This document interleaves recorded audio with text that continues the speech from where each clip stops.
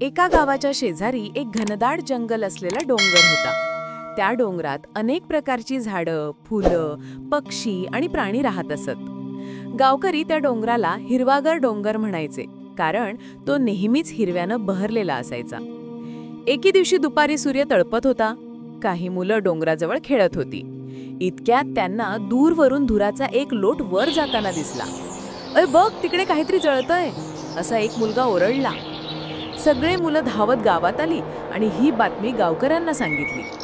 गावकरी लगेच डोंगराच्या दिशेने धावले। डोंगराच्या मधोमध आग लागलेली होती। वारा जोरात वाहत होता, त्यामुळे आग वेगानं पसरत होती। झाडं पेटत होती, पक्षी घाबरून इकडे तिकडे उडत होते। ससे, हरणं आणि इतर प्राणी जीव वाचवण्यासाठी पळत होते। गावकऱ्यांचं मन सुन्न झालं। त्यांनी लगेच अग्निशामक दलाला फोन केला। ते येईपर्यंत गावकऱ्यांनी पाण्याच्या बादल्या, ओला गोनपाट आणि झाडांच्या फांद्या घेऊन आगीवर पाणी शिंपडायला सुरुवात केली।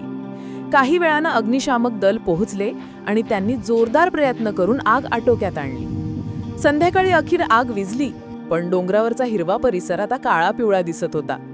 अनेक झाडं जळून खाक झाली होती। प्राण्यांना घरटं सोडावं लागलं होतं। गावकरी खूप दुःखी झाले। दुसऱ्या दिवशी गावात सभा झाली। सर्वांनी ठरवलं की जंगलात कोणीही कधीही प्लास्टिक, सिगारेट किंवा मातीशिवाय शेकोटी लावणार नाही। लहान मुलांनाही निसर्ग संवर्धनाचं महत्त्व शिकवलं गेलं। हळूहळू गावकऱ्यांनी त्या डोंगरावर पुन्हा झाडं लावायला सुरुवात केली। काही वर्षात तो डोंगर पुन्हा हिरवागार होईल असा त्यांचा विश्वास होता। या गोष्टीतून आपल्याला काय शिकायला मिळाले? तर यातून आपल्याला समजले की निसर्ग आपला मित्र आहे, त्याची काळजी घेणं आपलं कर्तव्य आहे।